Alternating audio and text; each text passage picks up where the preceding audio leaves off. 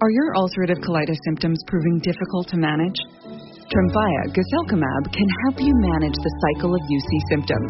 At 1 year, many patients taking Tremfya achieved clinical remission, and some patients also achieved endoscopic remission.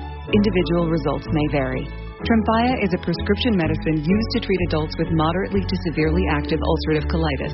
Serious allergic reactions and increased risk of infections may occur. Before treatment, your doctor should check you for infections and TB. Tell your doctor if you have an infection, flu-like symptoms, or if you need a vaccine. Ask your doctor if Tremfya can help you manage the cycle of UC symptoms. Call 1-800-526-7736 to learn more, or visit tremfyaradio.com. I was never really a runner. The way I see running is a gift, especially when you have stage 4 cancer. I'm Anne. I'm running the Boston Marathon, presented by Bank of America. I run for Dana-Farber Cancer Institute to give people like me a chance to thrive in life, even with cancer. Join Bank of America in helping Anne's cause. Give if you can at BofA.com/supportAnne. What would you like the power to do? References to charitable organizations is not an endorsement by Bank of America Corporation. Copyright 2025. It's time for basketball, and Uber Eats is dropping deals on game day favorites to keep you locked in on the action. Like when you're craving a buzzer beater, but also buffalo wings. Or when an upset makes you want to ugly cry into a pizza. And right now, Uber Eats has game day deals from Burger King, Buffalo Wild Wings, KFC, and hundreds more local favorites. So you can keep your eyes on the ball and your hands on a burger. Order now, only on Uber Eats. Product availability varies by region. See app for details.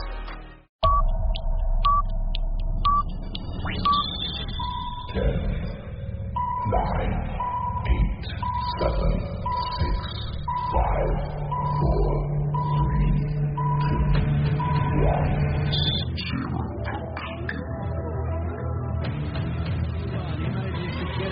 Jacob Minter. Good job with the shot, and the Slough Jets have taken the lead on the power play. With 20 with the shot cross goal.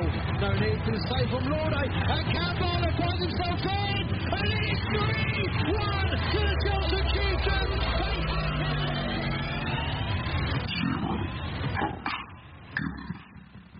Welcome back to the Zero Pucks Given episode with James Hounsome. We are technically in episode 162 now, so we'll crack on with part 2. As you leave America, you come back to the UK, and you join the Milton Keynes Lightning when they were in the Elite League. How'd that all come around? That one hurts me. That's a tough one for me to talk about. Basically, I came back because I played in the North American Hockey League, which is one of the best leagues out there. Did really well. This might be a bit of a long one, but I played 4 games for the Brookings Blizzard. They aren't around anymore. Did really well. And then they didn't draft me, but then they wanted me to come to their camp. They was like, oh yeah, we want to see how you stack up against our other prospects. And I was like, okay, what, the ones that haven't played in the North American Hockey League? They're like, yeah. I was like, but you've seen I can play in that league, so why do you need me to come to a camp in Niagara? And they're like, we need you to come because we need to see how you stack up. And I was there like, okay, well, the flight's like $2,000. Like back then. It was like $2,000 for a flight. And they're like, well, you got to come here if you want to make the team. I thought, I'm already on the team because you've seen me play already. Like, why do you need to see what the other guys were doing? And this is when it got real. This is when my hockey career started to take a slight nosedive because I realized, like, everyone's out there to kind of mess with you. There was a guy who was with them who looked at, like, a head scout or whatever. He was like, oh, if I can find you a plane ticket for cheaper than $2,000, can you come over? I was like, if you can, like, try it. I can't find one at all. I mean, this is the UK. It's not like in America where they don't get taxed on their salary. Over here, we get taxed on our salary. So we don't just have $2,000 lying around, some people. Yeah. And back then, my family definitely didn't. And the guy was like, he come back to me about an hour later, and he goes, I found a flight for you. It's $240. I was like, fucking hell, how'd you do that? He's like, here you go, here's the ticket. You'll be on the plane in 2 days' time. I look at the fucking ticket. There's no luggage on the ticket. How are you getting your hockey gear then? So no hockey kit, no carry-on, no suitcase, just my person. I texted him back, and I'm like, you know they put, like, no luggage on here. He was like, yeah, you're going to have to pay the luggage yourself. Put the luggage on, what does it come to? Like, carry-on, suitcase, because I had to be there for 2 weeks. Carry-on, suitcase, hockey bag, I was up to $1,000. I'm like, what are these people doing? I'm like, look, I won't be able to make it. And then all of a sudden, down the phone, he just rips me a new one. He's like, you think you're going to be able to make it to the North American Hockey League? No, with that attitude. Like, you think you're so hot shit? You're fucking not. You think because you played 4 games for us? And I'm like, it was on loudspeaker. My mum could hear it, and she was so close to walking into the room and snatching the phone from me and giving him what for. And eventually I was like, well, I'm so sorry. He's like, look, come over here or you're not making this team. He just hung up. And I was like, looks like I'm not making the fucking booking visit then, am I? So I didn't go over there. And that was the last time I ever heard from that guy and the last time I ever heard from that organization. I thought I was going to play for him next season and nothing. So then I signed at Solent and Gospel. Well, I was going to sign at Solent and Gospel. Mark Beggs, the guy who scouted me for GB, he was like, no, you can't come over here and sign for that. You're still a young prospect, so I'll put you onto the Elite League. And I played for MK Lightning in the Elite League. It says I only played 6 or 8 games. I actually played about like 16 games. But my elite prospects, I need to get that looked at because a lot of the stuff on there is a bit wrong. Well, I've been burned by elite prospects so many times. Yeah, elite prospects is a few of my stats on there are completely wrong. Like Everest, it says I had like 2 goals or something like that. Way more than that. Like I only said I played like a handful of games, but we'll talk about that later. But yeah, Power does a cracking job with elite prospects. It's an amazing site considering how much detail is on there. But yeah, it is. Yeah, but the problem is I think it can only put on there what it's told, and if someone's got it wrong, of course, and they send that information over, that's the only information they have. So there's nothing on elite prospects. It's everyone else.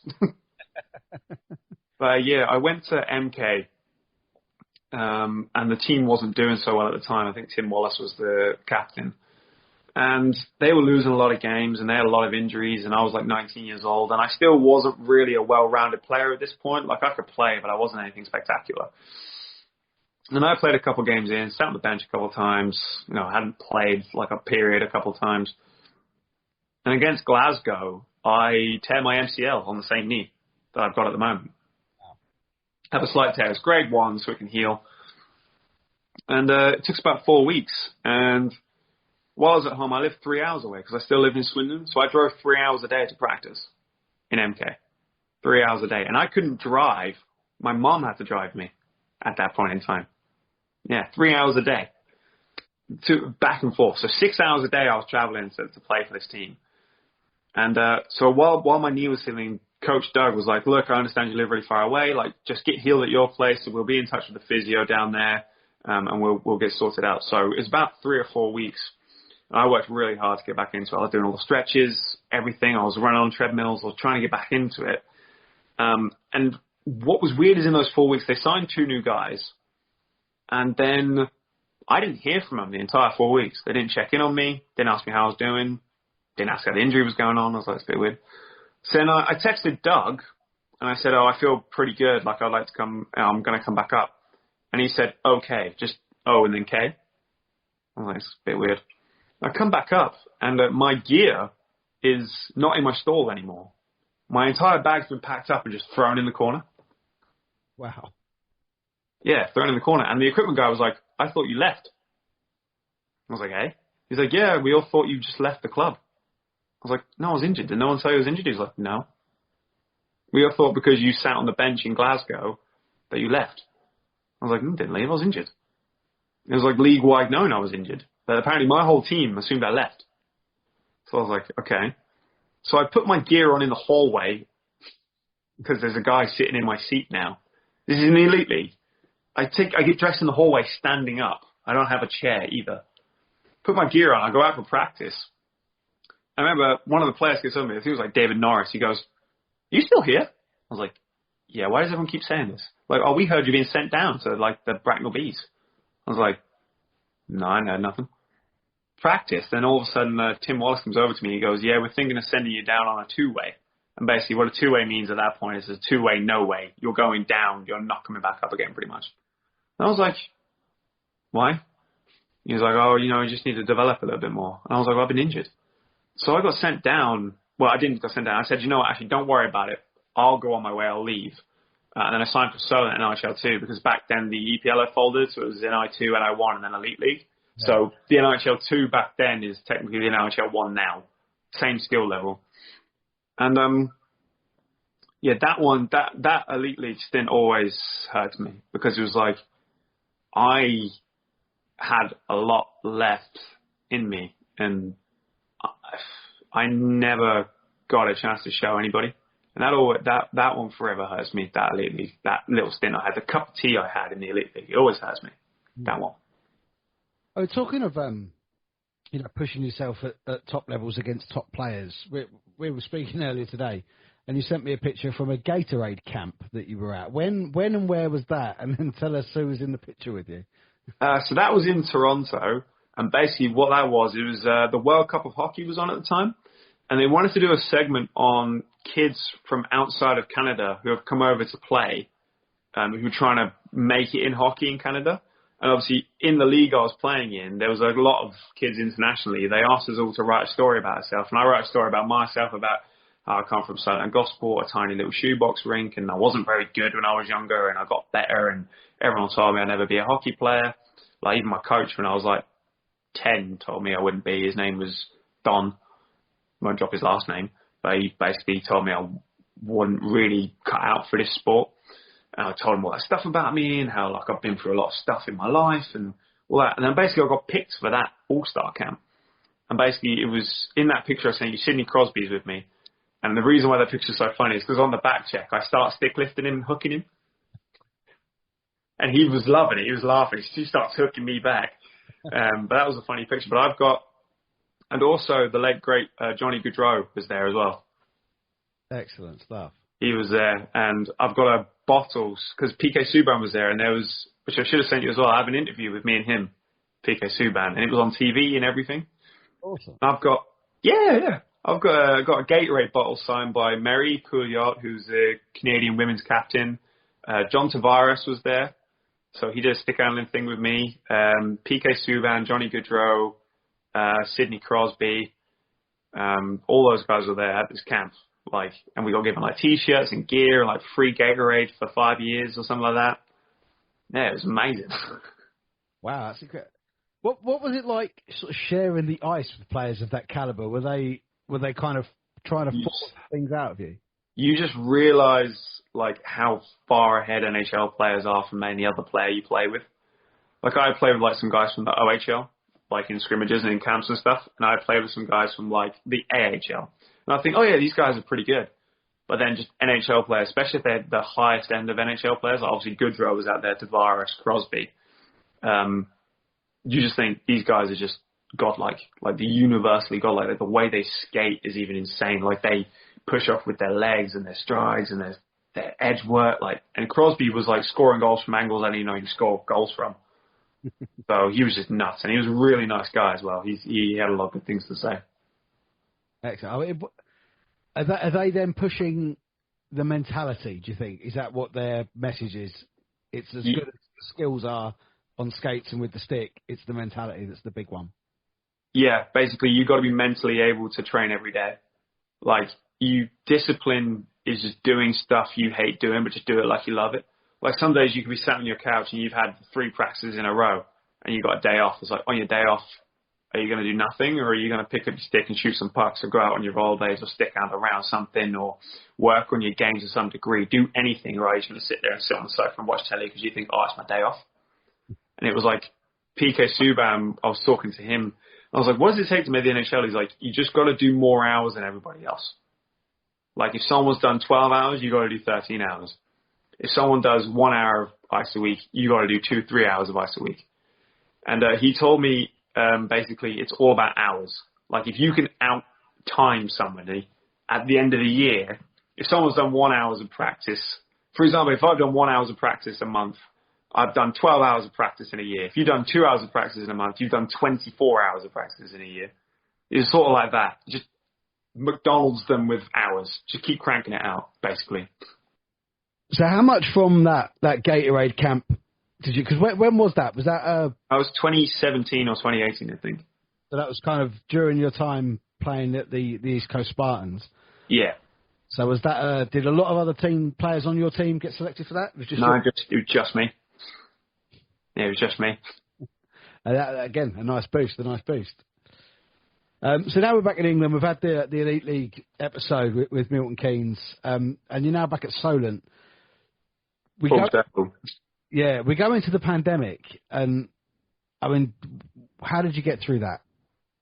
Well, I set up a little street hockey league called Street Ducks. Awesome.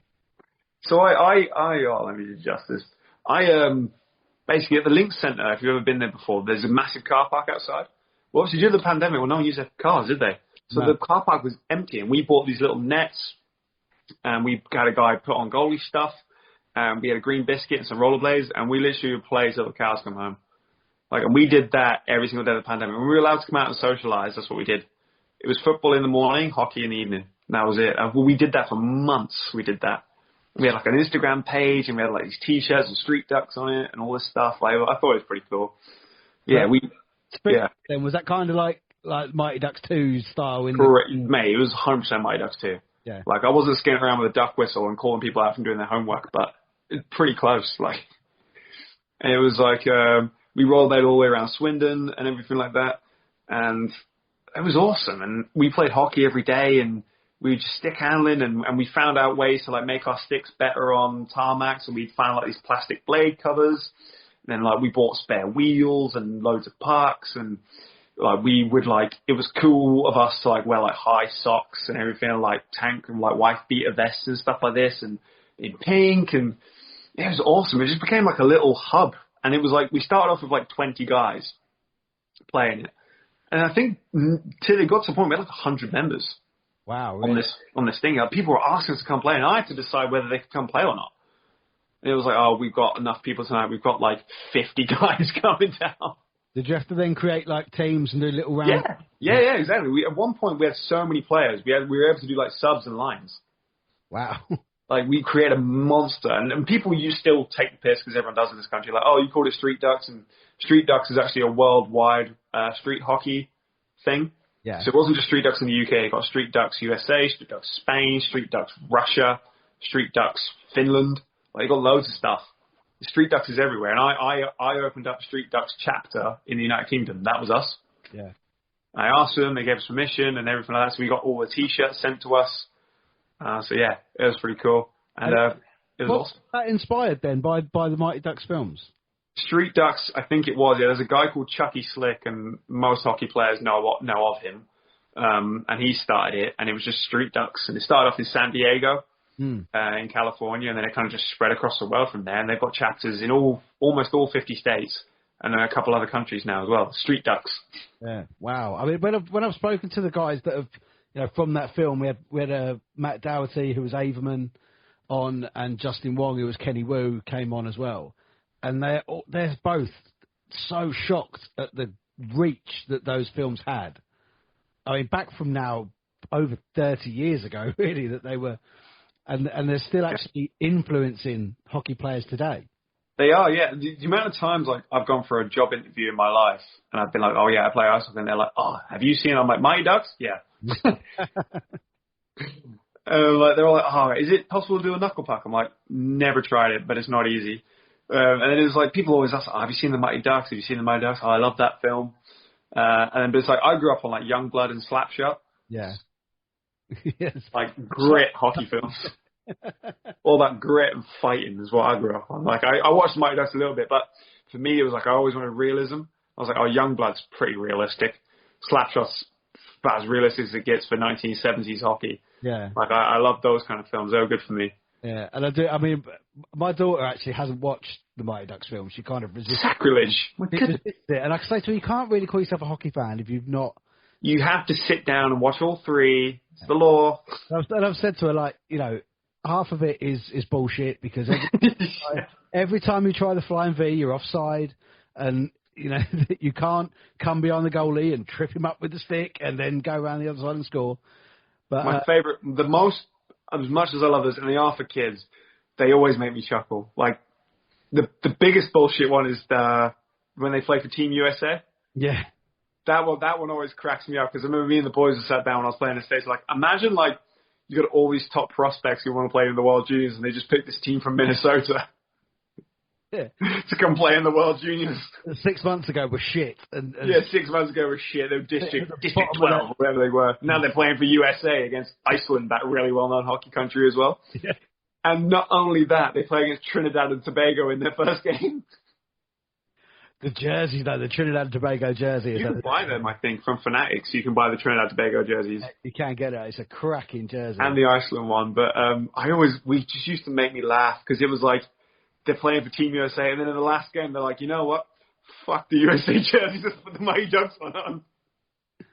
But yeah, what Matt Doherty told me was that the reason they did that kind of towards the end of that second film was that Disney wanted in on the NHL.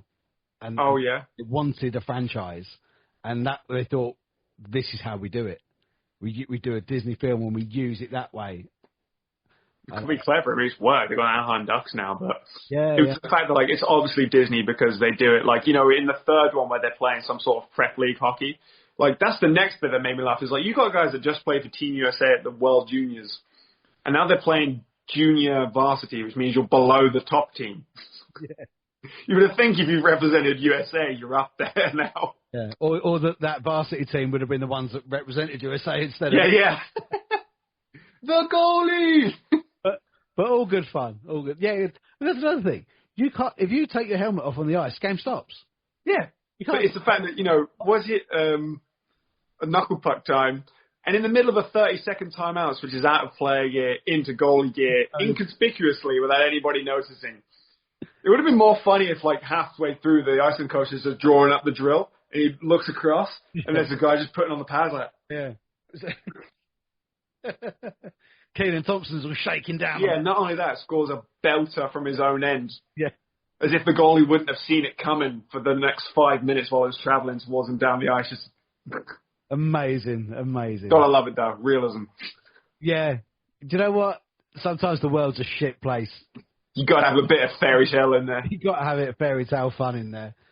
To be fair, going through your career, as you say, from your start, it kind of is a bit of a fairy tale, really. It's gone. I mean, this bit's been shit for you coming back from this injury. We spoke about earlier. I know more than anyone having an injury like that is so debilitating, mentally as well as physically. Honestly, it sucks. But before that would happen, you did have a bit of time at Raiders as well. That was awesome. Yeah. That does my tweet in as well, because that's wrong. It says I played 18 games for the second team. That's actually only 12. It does say, it says 18, yeah. Yes, but it was actually only 12, because... Oh, I saw you play. It was when you were playing for them. Yeah, it was only 12, because try and do the math. So I played 34 consecutive games for the Raiders, and that was over the course of months. So how would I have been able to play 18 games for the second team? It means some of those games I would have been in two places at one time. Yeah. I don't know how that happened. And it was so I could play in the playoffs. And I got injured before those playoffs anyway. But I played 5 games for the 2 team, the Raiders 2.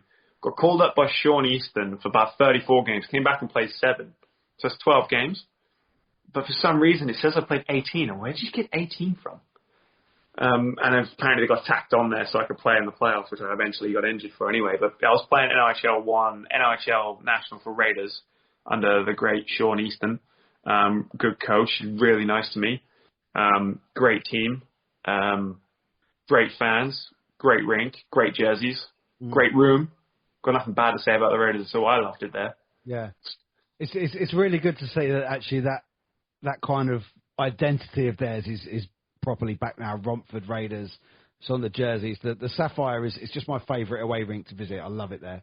Yeah, I love playing on it as well. I think it's neat. It's a really neat rink. And the Raiders, they had a really good atmosphere there because I had the opportunity, obviously, I was working 7 days a week if you counted the hockey because I was working 5 days a week and then obviously in the National it's Saturday, Sunday every weekend. Yeah. But the problem was that because I was also on the twos team, if they had a free weekend, guess who didn't get a free weekend? This guy. So if I was like, oh, Raiders, they don't have a game this Saturday, Sunday. We can go out and do stuff, babe. We can go and get ice cream. No, I don't. I've got to play against you, Victor. I'm so tired. Because obviously I was training with the second team as well. So I was doing Raiders on a Tuesday, Raiders 2 on a Wednesday, and then Raiders again on a Thursday. Plus working 5 days a week, plus playing 2 games on a weekend. It was insane. I was knackered. And I think I was watching your podcast with JJ Pitchley, and he was talking about just how time-consuming everything is, and you don't have a rest ever. No. I've always said hockey people manage to find more than 24 hours in a day, and I've no idea how they do. Yeah, it's about 47 in our life. You should find it. It's bonkers. That spell at Raiders too, that would have been under Mark Saunders, wouldn't it? 21. Yeah, Mark Saunders is my guy. Mark Saunders is a great coach for me. He was really funny because when I was first playing for him, he was trying to coach me, and I was listening to him. But eventually, at one point, he kind of just like stepped away, and then when I was on the ice, he just kind of let me do what I needed to do. And it worked that way, but it was also when we had a really good connection of like, I knew when I fucked up, and he knew that I fucked up. So I was getting back to the bench. He never like grilled me, never shouted at me, never said anything. He would just look at me, I'd look at him, and he'd kind of be like, I know you won't do that again. Me and him had a really good relationship with that, and he would talk to me and be like, okay, I need you to do this, and I would do it to the best of my ability, and we just got on really well, really. He's probably one of my favorite coaches I played for, and like, if I had the opportunity to play for him again in the future, because he asked me if I want to go play for Oxford, but I live in Essex now. Yeah. So I was like, that's a bit too far. But if he was ever back down this way and he was coaching the team, he wanted me to play for him, he's just got to pick up the phone and ask. That guy's good in my books. So that is quite a trek. There's quite a few players that do make lengthy journeys. Oh, mate. Who's a guy? Plays for Southern. Steve Osman. Yes. Yeah. So I heard stories from Steve Osman back in the day. He was living in Bristol or Swindon, and he was travelling to Invicta for practice. Wow. That's commitment. Steve went to Swindon for this season, actually, but then he got injured, I think, in pre-season. He's not actually on. Oh, mate, Steve's a good guy. I love Steve. But yeah, I remember hearing stuff about him, like he was travelling ages to go for practice and stuff like that. I'm like, that's commitment. That's awesome, though. Yeah, hats off to you. He did have a really, really good season last year. He did, yeah. Devils made it all the way to the playoff final. There you go, example. He lives in Bristol or Swindon. He was travelling down to Solent for practices. Yeah. That's like nearly 2 hours, I think. Yeah, and it was when Swindon made their return to the NIHL 1, he sort of thought, you know what? You would, yeah. A lot of guys migrated back, because we had some guys obviously in Cardiff, Bristol, Oxford playing NIHL 1, and then there was an NIHL 1 in Swindon. I think it kind of brought a lot of the boys back home. And to be fair, if I was still living in Swindon with my mum, I'd probably have played for them, if anything. You said you did have a season there after you won at the Raiders, bit of time at the Swindon too. So that was a clutterfuck of problems. So the way Sean Easton, I heard, works is if you want to have a spot on a team, you have to go speak to him. I didn't know that, and he didn't contact me in the summer because I thought he didn't like me. It turns out he did, but I was meant to go talk to him, so that's my mistake.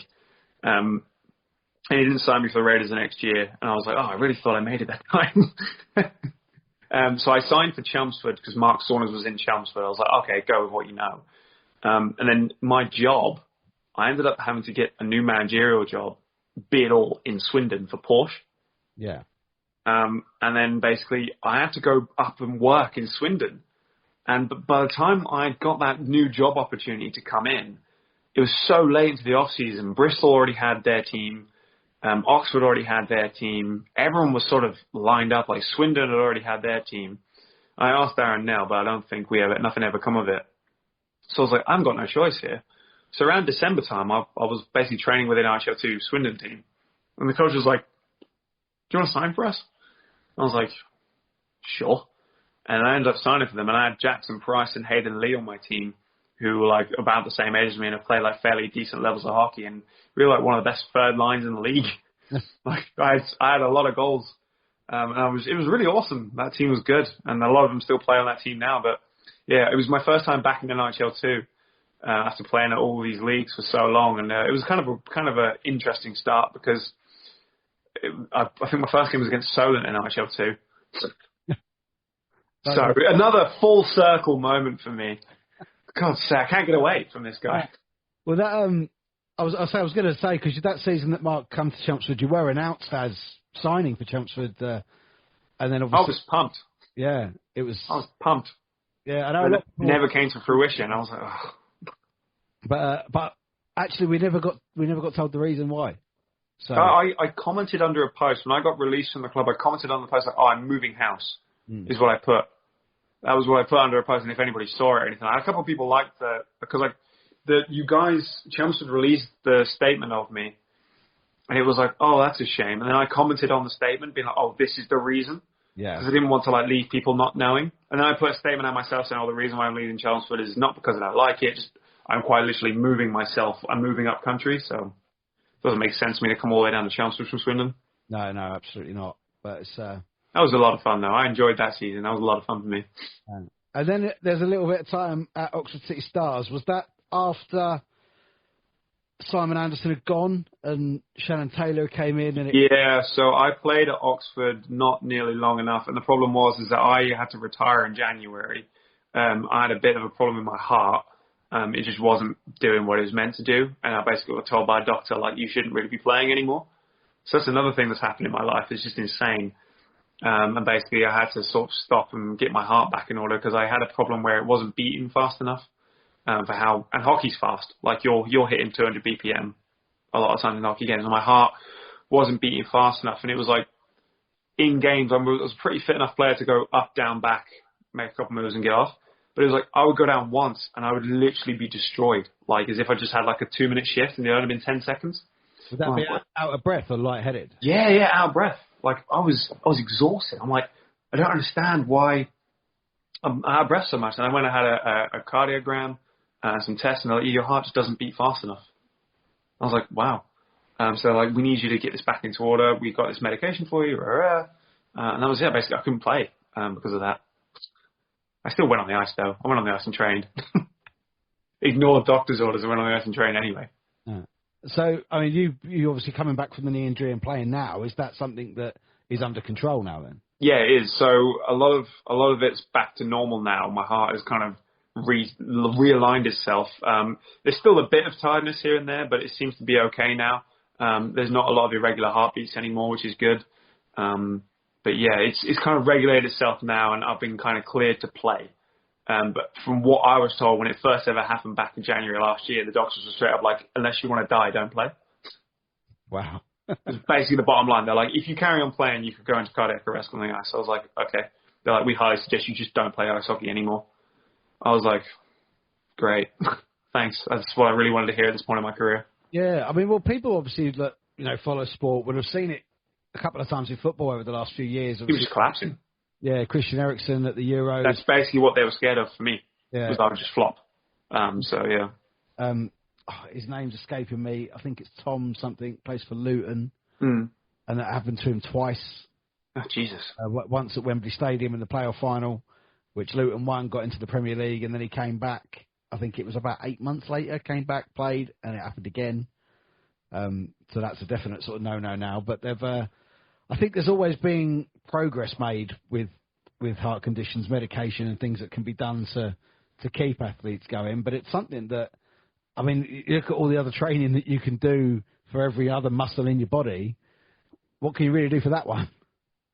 Like run, I guess. There's not a lot there, and yeah, they're basically just like, you need to stop playing. And I was like, well, I'm not going to do that. So I secretly went on the ice in ozone. Like, just sort of like potted about, did a couple of skill practices and stuff like that, trying to keep my level-headedness. Yeah. It was like, that was just one of the things. And I was like, oh, it's just another thing. Like, my whole hockey career has just been like bad news. Bad news the whole time. Well, I mean, where you are now then, you're geographically pretty close to Nick Green. Has he had you down the boxing gym yet? No, he hasn't. I didn't know he has a boxing gym. Thanks Nick Green for letting me know this. No, he never even let me know he had a boxing gym. I'm going to bring him up with that tomorrow at practice. But, hey. He came on here. I mean, we're going nearly 3 years ago now that he came on here. And he sort of said that having a little break from hockey, he got into boxing. And then obviously when he got back into hockey, he found it quite helpful. Having the boxing skills. But because we'd said that was I played football, I'd say, all through childhood. I did my knee, and then all the rehab that you said you did, I did, and then I started boxing at 30. So it was a bit late for that, really. But incredible fitness levels that you get from doing that. It's a lot of intense stuff. I can tell. And what makes it worse, obviously, like if you're boxing and you're one of those guys, if you get hit anywhere, like in the solar plexus or near the diaphragm, where you breathe, and you're all of a sudden you're taking oxygen away, and you still got to move without oxygen. That's insanely hard. Yeah, it's not fun. It's not fun. There's a couple of my fights are on YouTube, actually, all of them in which I got knocked the fuck out. Well, I got kicked the shit out by Jaden Rislin on the ice. I don't know if you've ever seen that video. I haven't. No. I was 19 years old. I was playing for MK, and Jaden Rislin, I think, fought Milan Lucic at one point in his career in the AHL. He was an AHL kind of fighter / good D-man. And we were winning 5-1 against Nottingham, and I hit him late on a forecheck. Like, he rims the puck, and I hit him late. Just a hit. And as he's getting past me, I just cross-check him in the back a bit. And didn't mean anything by it, but I skated off, and he goes, like, hey, bud, you want to go? I was like, I'm 19. I was like, no. He's like, come on, let's go. And I was like, no, I don't want to. I think after the third time I said no, I was like, yeah, okay. And I just dropped him. Never fought before in my life. And I grabbed him, and he twists my arm down, and he just fucking wrecks me. The video, I think it's the most viewed video on Hockey Fights UK. Because, as I said, I'm such a likable guy, but I also get ribbed a lot. The people that rib me got the kick out of that video. I think it has like 3,000 views or something like this. Or it's probably about 6 now. It's the most viewed video on there. Yeah, they do some pretty good stuff, actually. I had a good video on my TikTok, actually, of it was Kieran Rayner and it was James Stevenson down at Invicta. That had like 4,500 views on my TikTok, and then TikTok took it down. Yeah, what happens on the ice in the UK stays on Hockey Fights UK. Yeah. TikTok can get rid of it, but Hockey Fights... Honestly, that Hockey Fights UK follows you everywhere. Like, you get in a little bit of a scrap, and you maybe get a little bit of a fight, you think, oh, fuck, hope no one filmed that. A minute later, Hockey Fights UK, Yeah, honestly, man, there was a good one Saturday night, Mikey Power and Elliot Dervish. Dervish is a tough bastard. Yeah, I tell you, it was a good tilt, actually. And literally, as soon as they were down in the corner and they were chirping, they were flicking each other, and you saw them both agree to it. The gloves came off, the helmets came off, and then it was like this. Yeah, everyone was just like filming. Oh, mate, it's the worst thing in the world. It's the worst thing in the world because it's like if you get proper knocked out, everyone's seen it. And I when I was playing against Jaden Rislin, I got TKO'd, so I got punched in the eye. And the night before in Belfast, I got hit in the other eye. So this eye was kind of swollen, and this eye was all right. And I couldn't really see out this one, and this one was open. And he punches me directly over the eye socket. Now, I don't know if in boxing this happened to you, but if you've ever been punched directly over the eye socket, your vision goes black, but your eye is open. And I was like, oh my God, I'm blind. Like, and I fell in the video, I fall to my knees, and I'm like this because I can't see. I'm black in both eyes. Like, my eyes are open, but there's no vision. So you think about how scary that is. I'm 19 years old. I'm like, oh my God, I'm blind. I'm sitting there like on the ice. All the thoughts are going through my head. Like, oh my God, I'm going to need a guide dog. I'm going to need to put some like poles on the house and a ramp and a stair lift. And I'm going to have to call the dog Pogo. And I was like, I'm blind. And eventually my vision comes back, but it's double. So I'm seeing everything in twos. Like it's double vision on both eyes. I'm trying to skate to the bench. I can't fucking see. I finally get to the gate at where the dressing room is. And if you see in the video, there's these 2 girls standing by the gate. And they're watching me, and they look at me, and they go, and they turn to each other, because my face was like mashed potatoes on a Sunday. Ruined. Like, my eyes were like this, my lips were fucked, I was throwing up blood, like, I was a mess. And the night before, I'd taken a bad hit against Belfast, and my face got fucked up on the other side. Yeah. I mean, and we're probably only talking, 6-7 years ago now. Things have changed now. Do you know what I mean? The concussion protocols, the way concussed as hell, yeah. Taken care of now, it's just so much better. It's still got to get better, I think, but it's getting there. Yeah, I played against Cardiff like the next week or two concussed. Like, and I had 2 black eyes. And I remember playing against Cardiff concussed, and I was skating with like a bowl on my head, like, and I was looking through, like a fisheye in a door. Mm. I was looking through that pretty much the whole game. That's how messed up I was. Yeah, I mean, even thinking back now, we've had people on here talking about concussion. I spoke to David Jackson, who was a rugby player who ended up having seizures from concussion and had to start. And I think, the amount of it I took for granted when I was boxing, that, I'd just go Saturday morning sparring for 3 hours and then drive home. Yeah, we have Taylor Child on our team. He does, not boxing, but he does MMA. And he says, sometimes he's come back from sparring, he actually can't walk the next day. He's been hit in the head so many times, or in the legs so many times. It's a dangerous sport, man. I think ice hockey's pretty mental, but you guys just taking blows to the head in boxing. That's a different ball game. Yeah, and there's sick people of which I'm one of. These sick people that do it voluntarily. I like it. Like, because I was always a bit of a. I'd actually say I was a bit of a pussy. You know, I was an emotional kid. I watched Grease when I was too young, so that makes you emotional. I was always sort of held my own on the football pitch, but I'd never been a fighter or anything like that. Yeah, I've been like that as well. Like on the ice, like when I play at the moment, I don't get chirped a lot. Well, not that I hear of anyway. No one really chirps me or says anything to me. But on the ice, no one really challenges me to a fight. But I also don't challenge them to any fights. It's one of those parts of the game I'm really not interested in. Like I've had fights, but it's like one in the blue moon I'll actually have them. Like I've never really been bothered. Like, and I will, like, because I had a fight against Joshua Italy Newman, but that's only because I hit him from behind in like the second period. And I hit him from behind and I was like, I got to reap what I sow here. And he's like, me and you will go. And I was like, I tell you what, there's 2 minutes left in the second. We'll go in the third. And he was like, okay. And we didn't get on the ice at the same time most of the game. And then in the third, he's like, oh, we got to go now if we want to do it. And I was like, 2 minutes off. I was like, yeah, fuck it, all right then. So the puck dropped, I've dropped my gloves, we met in the centre, and we've just kind of gone for it. And it was like, hockey's so fascinating because I fought against him. Not only have I hit him from behind, we've just had a fight. He's clocked me on the cheek and I had a shiner. And we look at each other in the penalty box and we just go, thumbs up, you're cool, I'm cool, good job, we'll have a beer later. Like, that's the best part about having a fight in hockey is it's never really personal. Once it's done on the ice. You're kind of mates after that. Yeah. No, I think that's one of the things as well that the fans love about it is that they love the excitement of it when it happens. I love it when it's used as a tactical type thing because it gets the crowd going. Yeah, if you're losing like down by a goal, you really need the team to get like pumped up. It's a good way. If you've got someone on the team who wants to sacrifice their face for the love of the game and drop them and go with someone, and you want to ask someone to face off and they're kind of in the mood to do it, because you can ask people on face off and they'd be like, not now. Like they'll deny you, and you've got to respect that. You can't just jump them. No. There is a code. Like if someone offered me to fight, like out of just curiosity, if someone's like, "Hey, do you want to go?" and I went, "Not today, man." They wouldn't go. Like they wouldn't just drop them and then just start trying to have a go at me unless they're a complete dick. Yeah. But if I said, "Yeah, I'll give it a go," and we'd go, "Okay, what hand are you?" Sometimes, like people will say that. Like I've had that. I've heard conversations like, "Oh, what hand are you?" "I'm a righty." "Oh, I'm a righty too." "I'll grab left." Like they will talk about it and they're like, "Oh, good luck." Like, you're saying good luck to a guy you're about to pummel. Like, oh, yeah, good luck to you too. Good luck to you too, man. A couple of, like, tassels, like, and then you just drop them and go. Yeah. I think that's so beautiful about our game, that you can ask someone for a punch-up in the most casual ways if you're asking them if they want a beer. And still the same as boxing, no one wants to fight a fucking left-hander. Yeah. Because they just lead with their face and do everything back to front. Because obviously if you're both righties, you're both holding the shoulder, so you're both coming up the same way. So that punch is coming from here, the other one's coming from here. There's nothing scary if you don't know the handedness of a guy, I can imagine. And you grab his shoulder and you line up and you realise his entire side's open because he's also a lefty. Yeah. Oh.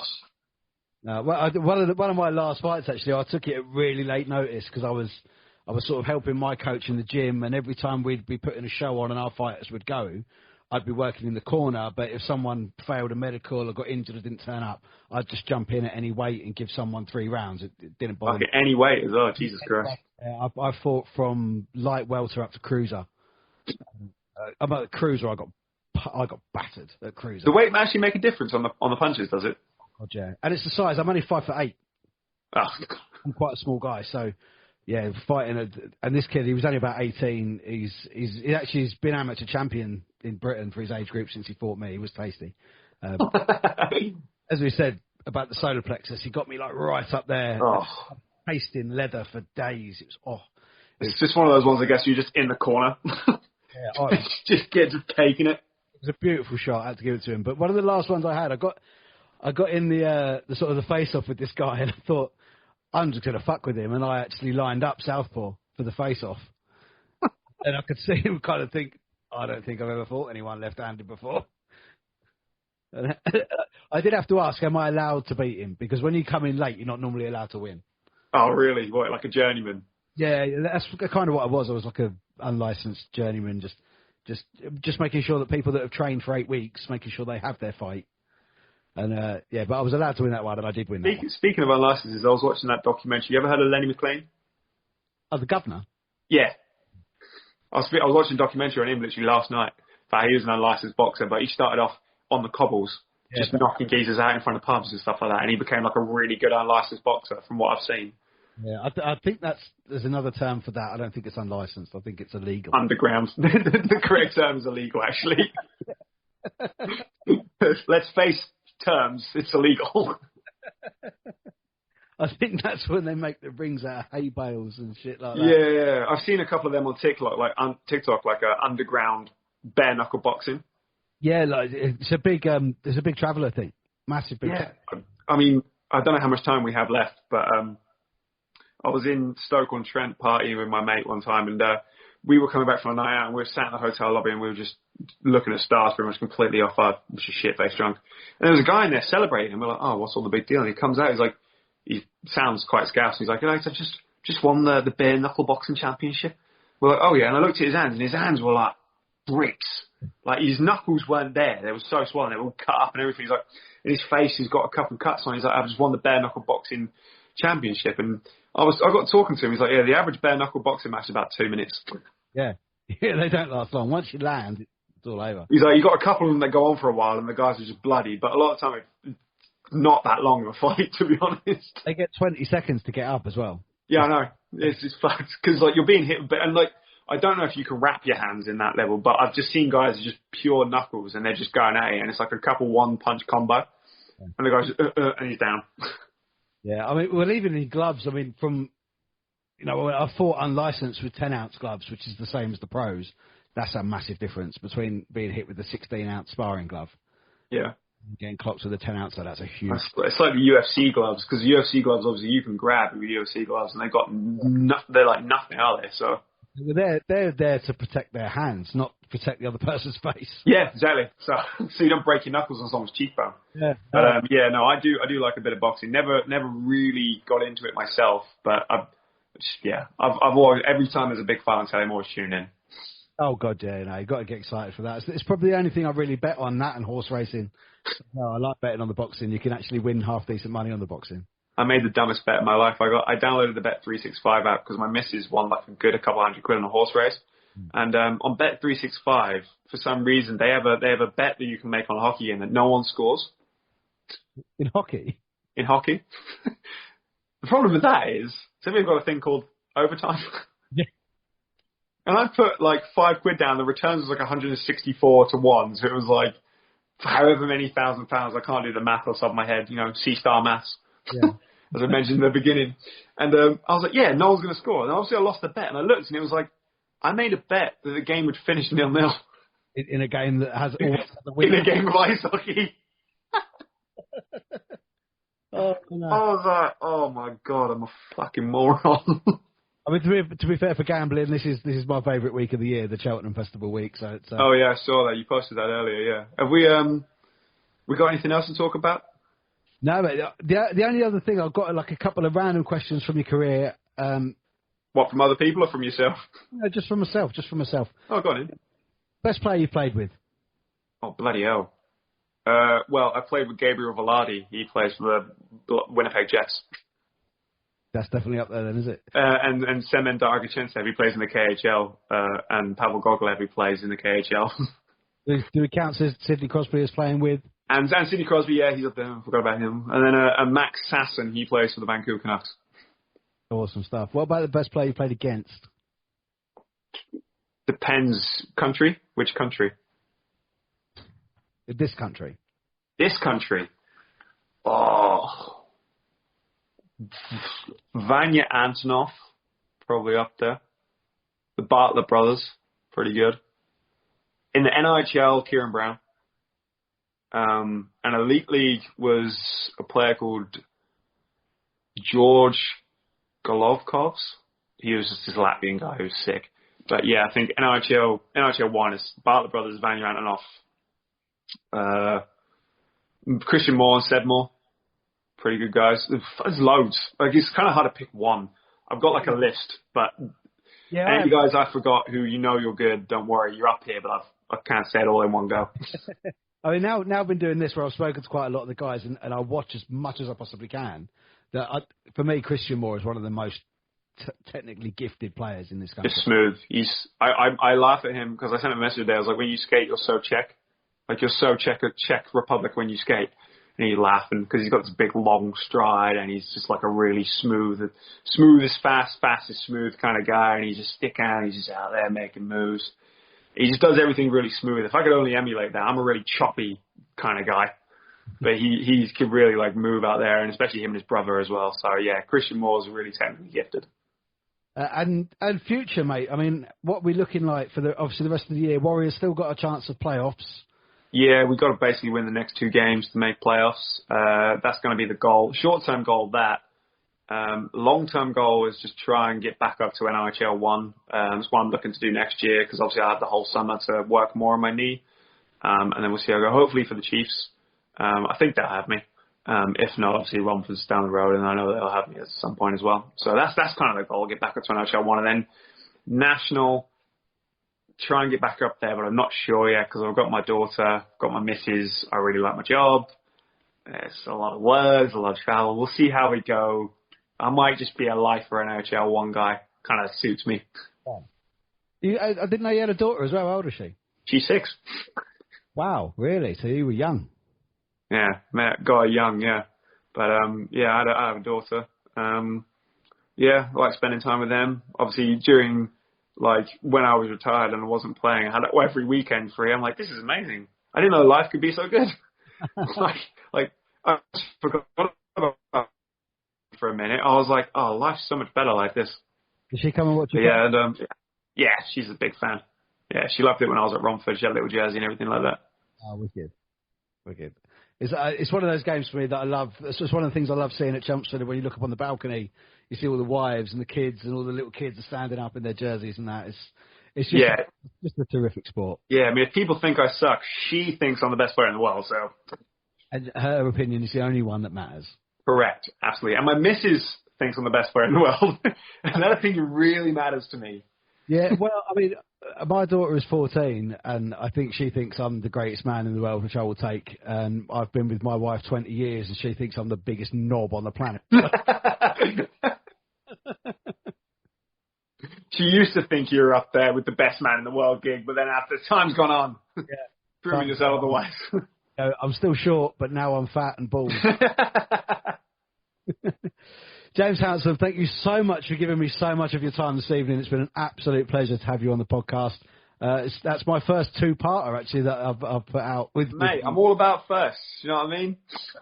I'm all about first. I seem to be doing a first in everything. And and in case we didn't mention it earlier, when we said that you are one of only 2 players that's played at every level, we think the only other one is the aforementioned Kieran Brown. So good company you keep in there. Yeah, I'm up with him. I think that's the only thing we'll ever be level on, because he outscores me about 1,000,000 to 1. It was never a huge scorer. Always been a good player, never been a huge scorer. Could be though. You never know. This next year could be the year. Could be the breakout. Yeah. Up a bionic knee, and then you'll start hitting your prime now. 25, 26. It's just time. It's time for me to start gearing up. That's going to be your prime years. I'm on the other side of the hill on the way down. No, you're in your prime. It's like fine wine. I don't think I've had one yet. James Hounsome, thank you so much, mate. No worries. Awesome. See you soon.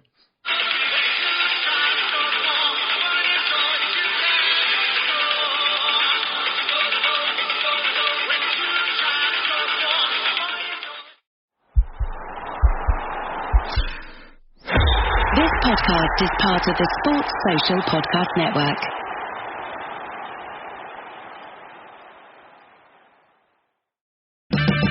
Check engine light on? Take the guesswork out of your check engine light with O'Reilly Veriscan. It's free. Ask for O'Reilly Veriscan today.